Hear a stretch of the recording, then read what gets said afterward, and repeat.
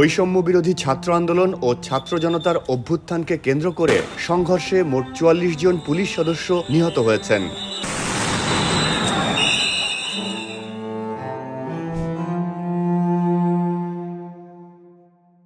গতকাল রোববার নিহত পুলিশ সদস্যের একটি তালিকা প্রকাশ করেছে পুলিশ সদর দপ্তর।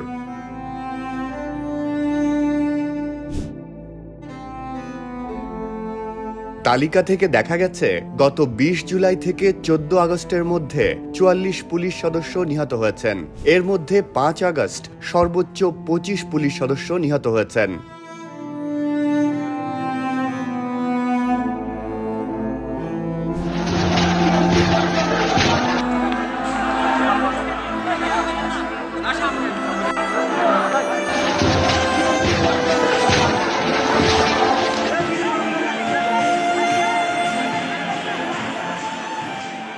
চার ও ৫ আগস্ট ২ দিনে সিরাজগঞ্জের এনায়েতপুর থানার ১৫ পুলিশ সদস্য নিহত হয়েছে।